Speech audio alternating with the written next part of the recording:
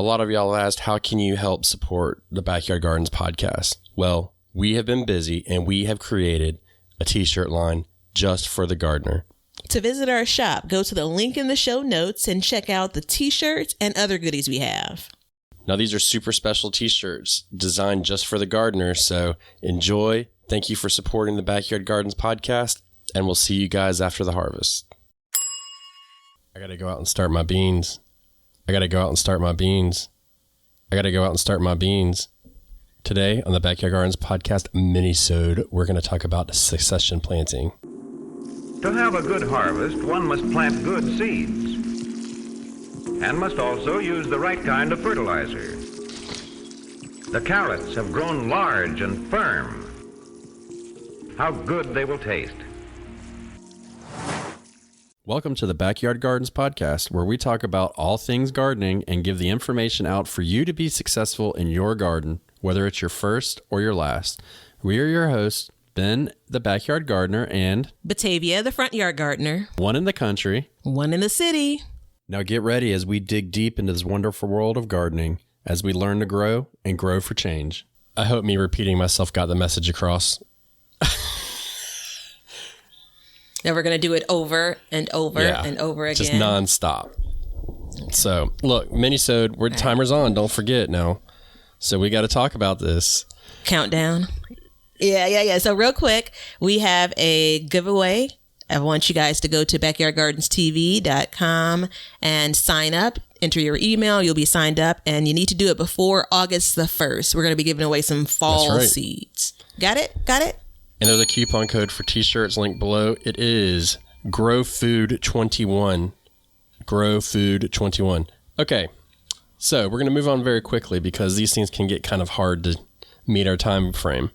Succession planning. What is succession planning? You know? Oh, Batavia. Hi. Oh, hi. So let's take a cucumber plant. I plant one batch of cucumbers on July the 27th.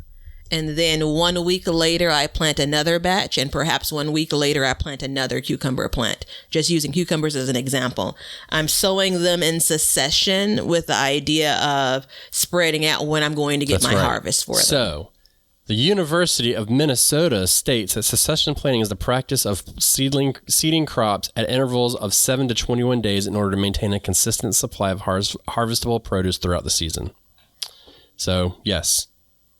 Come through, University. That sounds exactly what I said. But they gave us a time frame, which is good. So, basically, it's just like you said, and the university said. So, we're going to plant in succession. So what are some good crops to do that with, some good plants? I think you started off with beans, and we're talking specifically bush beans. And I think our asterisk is the longer season you have, the more opportunity you have to succession plant. Right. So you have to take into account the time frame you have for these things to grow as you're planting them at different intervals. So bush beans are a great example. I'm going to go ahead and say cucumber plants, just based on how much they come on when they come on. I think any kind of leafy green that you are planting in the summer, I think that makes sense to do as succession planting. And I'm not being specific because some people can't grow some leafy greens in the summer. And succession planting for me is very, very active in spring and fall. So, and it's, the leafy greens and stuff like that. So I'll always start a batch inside. And then when I put my seedlings out at the same time, I direct sow some more. And then I'll do something like that. So zucchini is another very good one. So for instance, before we hit record, I sowed I started some more zucchini, and I also put some more cucumber seedlings in. So that will be my late season crop for the year. Here in my zone, we can do tomatoes as well if we do seedlings. So it's very common in the South to do a second crop of tomatoes. Yeah, I kind of think you really want probably 3 or more planting events for it to really be succession planting. But I'm going to say, even still, I succession planted my melons. So I started some indoors and I planted those out probably around May 25th. And then somewhere around, maybe 7-10 days later, I direct sowed some melons. With the intention on not getting all of the deliciousness at the same time. Well, yeah, and that's the whole point is if you're going to plant, melons, I would rather have melons for 2 months than 15 melons all at once. Because then you're like, well, what the hell am I going to do with them? Like, there ain't but so much watermelon one can eat. And I know that is an arguable point. But it is what it is.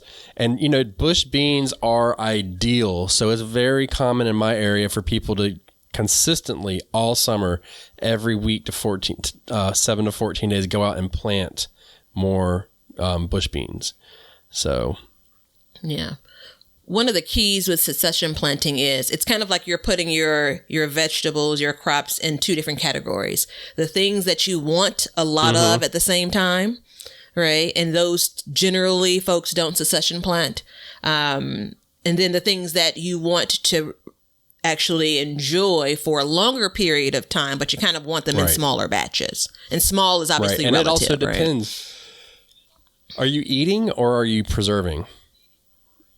Excellent point. Hold on, wait.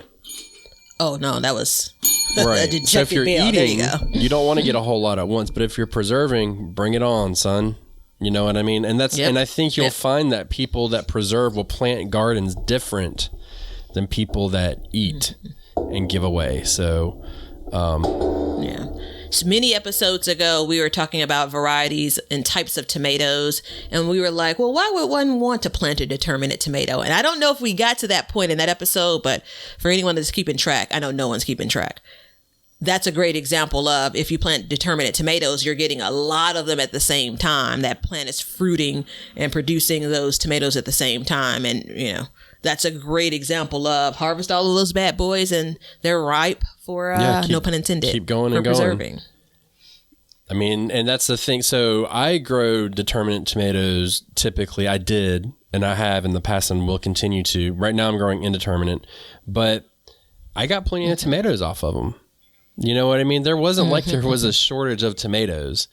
So I don't want people to get confused and think like, oh, if I plant a determinate tomato, then I'm only going to get 5 tomatoes and that's it. Like, that's not necessarily the case. No.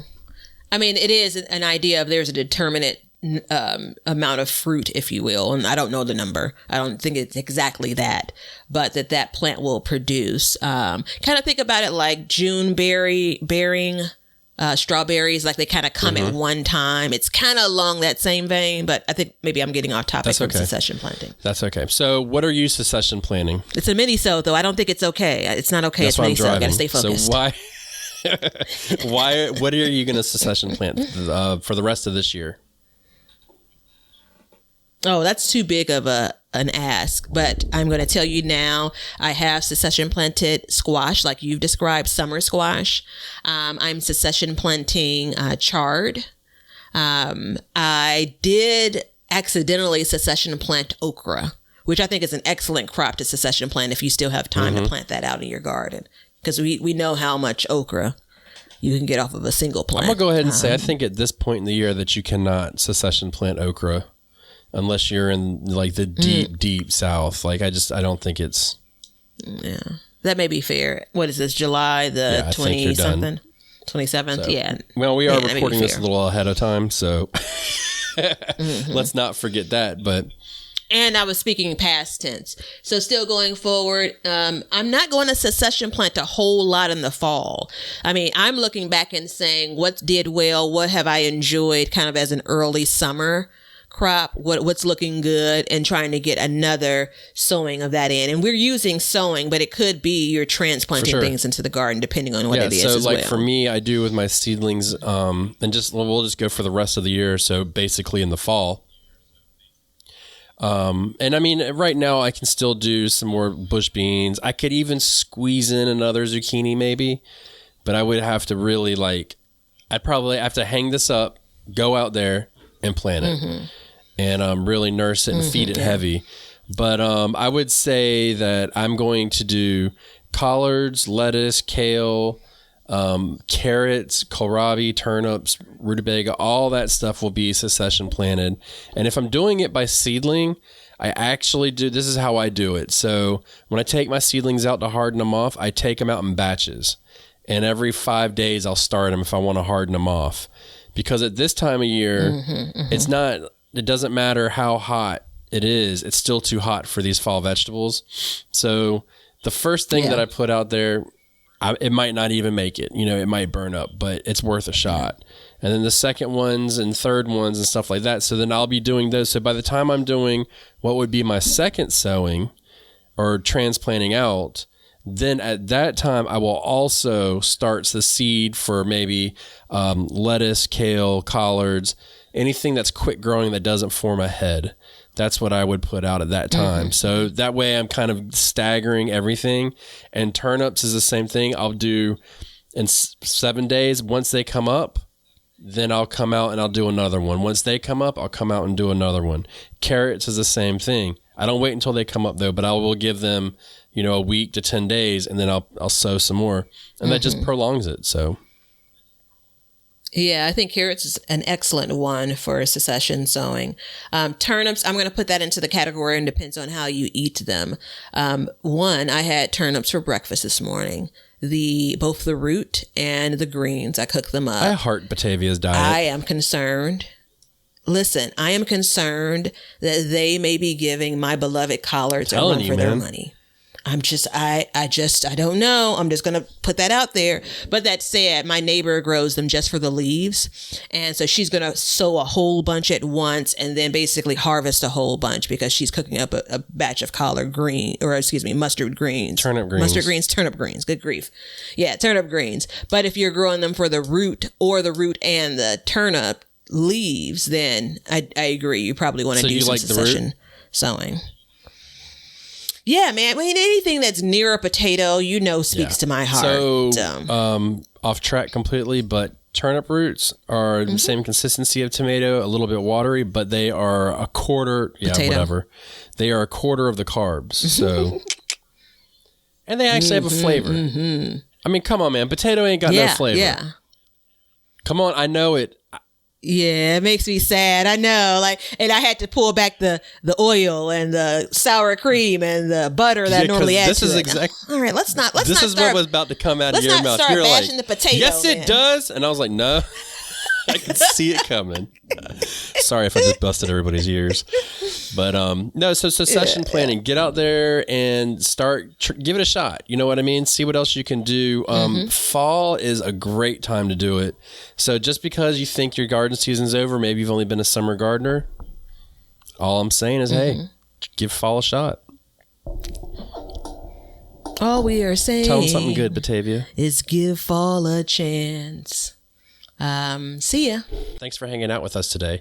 If you want to see what we're up to or just stay up to date on all the announcements regarding the show or anything gardening, then you can follow us on Instagram at Backyard Gardens TV. We love seeing what you guys are doing, so use hashtag BYG podcast in your posts, and we'll be sharing your gardens with the Backyard Gardens community. And check us out on YouTube at Backyard Gardens, where we will post this show, all of our other shows, clips, and then also some gardening tips and just gardening entertainment. And you can see us at our website at backyardgardenstv.com.